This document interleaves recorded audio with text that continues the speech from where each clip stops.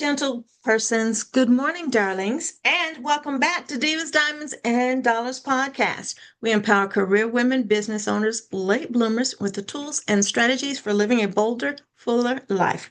Each week, we bring you the key principles on leadership, personal finance, and business.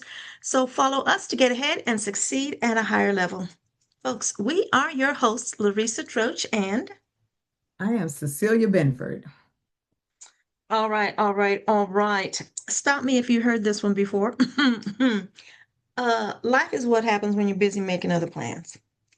That is such a, I don't know where I heard that, but it's so accurate.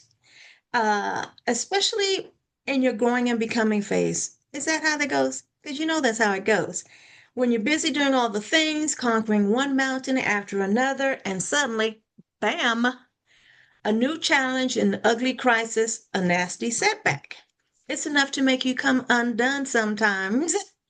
And yet, hmm, those of us on a mission have learned to pick ourselves up, dust ourselves off, and deal. Let's discuss, shall we? If you have accomplished anything at all, and I know you have because you're listening to this podcast, it was probably a non linear process. No matter how carefully we plan, though, there are factors outside of our control, and sometimes we must stop and handle the hiccup or even take a detour before we can get back on track. So let's walk through a valuable process for just such an event. I'm sure this resonates with everyone, no matter what your stage in life is. So, alrighty, you've hit a roadblock. I know because I have too. A setback, a nasty surprise, and it might be enough to make you question your life choices. That kind of happens. But it doesn't have to be the end of your dream unless after thorough review, you decide that might be the best choice. But for today's conversation, let's review the critical steps you can take before you make a final decision whether to move forward or to pivot. So, first and foremost, you're going to take a pause for the cause. So, before we get to the four-step process, we need to take the time to review the situation. I think this is typically our missing point, right? I mean, honestly, most of our lives are reactive. So you may need to take some time to marinate in a pity party because, if you need to process the setback, and we do, that is okay. We are allowed to grieve our disappointment. Just don't stay there for too long. You've got work to do. So, could you also go for a walk to clear your mind? That's sort of my way to do it. Mull it over, maybe meditate, journal, or just breathe. Yeah, my kind of two go-tos are breathing and, clearing my head, taking a walk. It does wonders. All positive self-care while you deliberate. Okay, let's start with defining. So ask yourself first, what really happened? Did you in fact receive a definitive no, or was it more of a not right now situation? Difficult to tell when you're in the moment. However, this is an important distinction that you really need to make. A lost client, delayed payment, unexpected expense, that's the part you really kind of, out of your control. Delayed shipment, yeah, that's out of your control too. Promotion didn't come through. Oh, that's the biggest disappointment. Pay raise lower than expected. Yep, different, let's face it, different events do require different responses. Okay, so you defined it. How about now you describe, because you wanted to start digging in. You know what happened, but you want to start digging in deeper and look at causation. When you think about the situation or occurrence, was it an internal change such as health or finances? Health is truly, or oftentimes I would say, unexpected. Or maybe your goals simply changed and you're mourning the loss of identity you'd created for yourself. Or perhaps external factors cause the pause. Consider, oh, yes. Now, this is one we've talked about before. So let's just take 300,000 Black women who lost their jobs last year. Now, that's a huge number. And a recent article on fastcompany.com posited that women don't lack ambition. They're not disengaged, but instead are being forced out due to corporate inflexibility around caregiving. There's some other reasons too. I read one yesterday that, oh, it's just one of those things. It's like, really? Again, women, highly ambitious, what's the word I want to use? Very qualified, and yet something above their pay grade, if you will, causes them to be forced out. So studies show that from fastcompany.com that 72% of men, 83% of women reported unpaid caregiving. Right around the time women hit middle management is when life events unfold. Well, of course. Think the sandwich generation. More pressure at home, coupled with the greater demands of leadership and promotion, can cause one to want to step back or make an exit. So I can attest to this situation really with caring for my own mother. My mother had a stroke. So is that not a health event? It wasn't mine, but truly was that not unexpected? Went through a whole lot of, I'm still working, high pressure things going on at work, negotiations, demands from many people that I don't necessarily control, from customers, and then, of course, your own employees. But this is a situation that truly had to be taken care of. So I've got to deal with new people, hospital. Okay, what's the aftercare? How do I find a place for her to be? How do I manage the meds, which was something I found out later. I realized that the meds weren't being handled correctly. And there were some other things that occurred during that time, but it was also that I just had to, fast track it around the schedule, around my schedule and, just as you go drive back and forth and things, and as that led to later care, even doing some medical things for my mother at that time. And so I remember thinking, oh, I'm going to write a book about this because nobody ever told me how to do this. I'm a sandwich generation. And it's like, shall I repeat again? Nobody told you how to do this. And, I could tell you that many, many have gone through this. I know that it's now being talked about more readily, to tell you the truth. But I've met other caregivers who, kind of at their wits' end. And there's one woman that I mentored today about that. I mean, she has a lot going on. And so it's really hard. But okay, I'm just describing why you should really look at what happened because sometimes things happen, but we don't stop and think. It's one, it wasn't your fault. Two, what do we do about it? Because you don't just want to say, oh, I'm done, throw up your hands and say, no more. That is not what we do, ladies. Okay.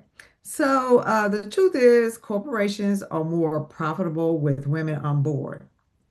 That's why I don't get why things keep happening to women. All evidence shows corporations do better with women. I just have to say that again. So they have a 39% greater likelihood of outperforming financially and 73% increase in better decision-making capabilities. So it would behoove business to consider what can be done to work with the many facets of caregiving and other family responsibilities. And we touched on that very lightly with the trends for the fourth quarter that we did. That was part of the reading that I did that, okay, corporations, you need to step it up. So the what and the why now lead us to the solution phase. Well, you started trying to write that book. Anywho, so now really, we talked about what do we do, and the answer is we have to deal, as in DEAL, with the situation, right? And I'll have to say there is a poker saying that impatient people, aka my ex-husband, like to use, which is study long, study wrong. I was not a fast poker player. I was studying. But I've used anyway, that with myself. I really have a lot, particularly, yeah, yeah. Or the equation, the quote that kind of goes along with that too. What is it? Analysis paralysis. yeah, yeah, right. Yes. But my point, gentle persons, is let's not overthink things. You just Mhm. want to collect enough information to make an informed decision, right? And once you've done that, here's what's next. Again, you must decide. It's decision time. You've collected all your data. You have to make a decision, one where it's left or right, option one, option two. This is what we're doing. In the grand scheme of things, your overarching vision of your cumulative goals, which decision would be most appropriate? You have your mega goal in front of you. So, based on the goal that you set, which decision would be most appropriate given your time, temperament, resources, and desired outcomes? It's time to make the call. It is very much up to you. Again, we want to control the things we can control. We may not have had any control over what happened. That was part of your uh, research, if you will. But now, based on the thing, you decide what's next. We want you to evaluate. Okay, you've made the decision, so let's confirm that it is the right choice for you. What we want you to do is go old school and pencil it out. What are the pros and cons of your decision? Or if you need a brainstorming partner, yes, Larisa's going to say it again, fire up your favorite AI and let it walk you through various scenarios or even play devil's advocate. You can give a prompt to be devil's advocate. Two brains are generally better than one. And with AI, you've got access to boundless genius. But again, set a time limit so you don't go down a what if rabbit hole. Did you know that can happen too? But it is good to have this tool available. And frankly, you know what's coming. You're going to have to activate and otherwise take action.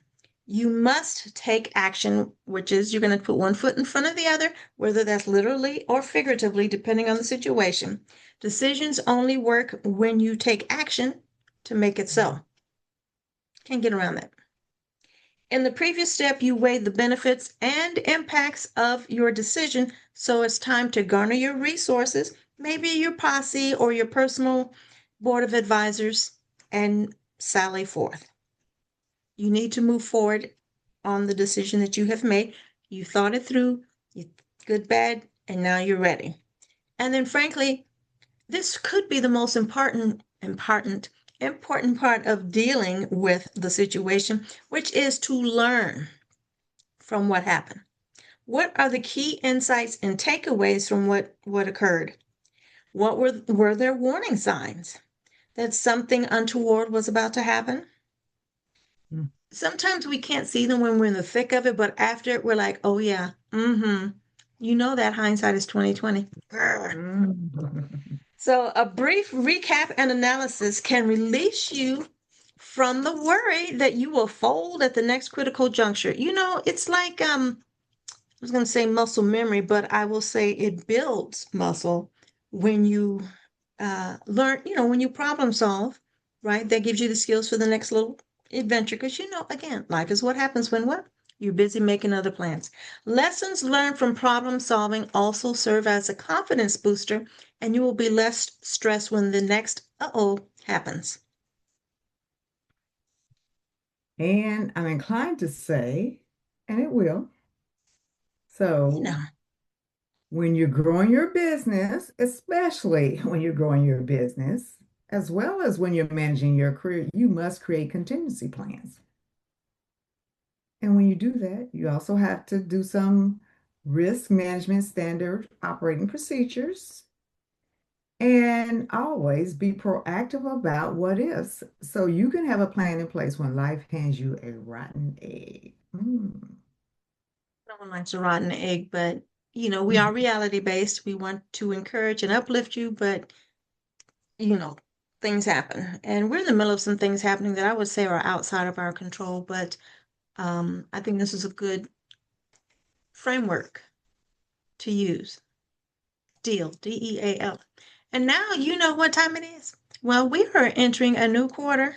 Somehow, I don't know where the time has gone. It's like, well, time flies, so I'll just leave it there. But it is time as promised for your second quarter chunk. Remember, we talked in the first episode about, actually, it was last season, we talked about chunking your goals and tackling, or rather, we talked about doing quarterly goals and tackling a set goal for the quarter versus, you know, say, I'm going to do these wonderful things this year. No, put them in specific quarters so that they will be more likely to happen. And you just keep focused on a specific smaller set of the grand picture, right?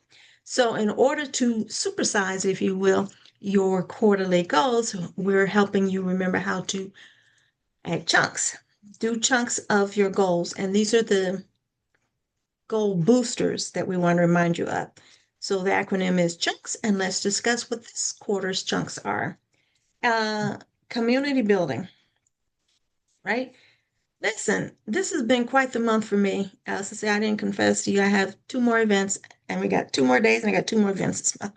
Oh, So wow. anyway, conferences, meetups, virtual coffees. Oh my. Spring has sprung and everyone is hosting events right now. So fill your calendar with opportunities for meaningful connections. And I'm going to say at least once per week. Some folks want to go overboard and say three. Three's a lot. Try Mhm. and do one, and this will help you with your community building. That is a critical chunk. Health moves. Again, the letters stay the same, but the tips will be different. So your health moves, I have to tell you, we have so much information at our fingertips. And so we can definitely find ways to practice preventative care. Find ways to lower your blood pressure, lower your cholesterol, and reduce inflammation. Those are quote unquote the big three that have greater impact on all of your body systems.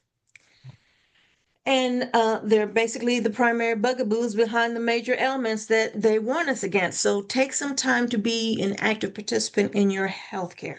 As we age, accumulative bad habits start to show. And even if you didn't have mega bad habits, listen, your systems are getting older, so you need some more tender care. Mhm. Get your readings from your doctors now so that you can actively participate in aging gracefully and healthily. My darlings, you must. Uplift others. Now, the HOP HOPE acronym came from another brain, but it is still very handy. And as it reminds us to help one person every day. Hope. Help one person every day. There's someone who could use a little kindness, okay? Niche nurturing. Before AI, there was automation. And now that we have AI, we have automation on steroids. Build your email drip campaign. Stay top of mind with your clients and prospects when you share helpful information monthly. And think about the 3 E's. I feel like there's a fourth, but I couldn't remember it. So, education, share your expertise. That's always good. But folks, being who they are, they want to know you too. So think about endearment. Pull back the curtain a little bit with some behind the scenes video or personal shares and little snippets. Is not every life event that ever occurred, right? Just little snippets so they can get a sense of who you are as a person, your values, and what where there is that know like trust factor. So you do need to share a little bit about your personality. And entertainment could be just for fun bits related to your niche, but also interesting to your reader. Now, Kaizen, you know you are not going to get away with no Kaizen. Kaizen is a must, continuous improvement. So, at a minimum, I'm going to say, at a minimum, hold solo or with your team monthly planning retreats. I do mine on the last Saturday or the last weekend of the month. Sometimes it ends up being Sunday, but the last weekend of the month to review your successes, to plan your upcoming successes, build your marketing or social media campaigns, create your videos or blogs in batches, whatever content that you are proliferating. Make sure, do it in batches so it's not so overwhelming throughout the week as those busy times get in front of you. So if you do those in advance, smooth sailing. Calendar this, as I said, for the end of every month or maybe the beginning of the month, whatever framing works for you. But it's productivity you can look forward to because once you go, you're planning your tea, you sure do feel good. Like I did something special this weekend. Mhm. And don't forget about success your way, right? Review your task list and calendar to screen for the actions that you can take that will deliver the biggest bang for the goal that you're working on. Be strategic with your time and miserly with your distractions. Mm. So, bookmark this episode or hit your replay button on your listening device so that you can remember what those chunks are. And of course, we'll give you another chunk next quarter. So, this is your chunk is your success multiplier. So, make sure that you add it to your primary quarterly goal for even bigger impact. Well, I don't know where the time went, but I want to say as we close, gentle persons, thank you to all our subscribers. You are appreciated. And of course, we're just going to ask you to share this episode with your special friends. And we look forward to providing more success strategies next week. We will see you then. Ciao.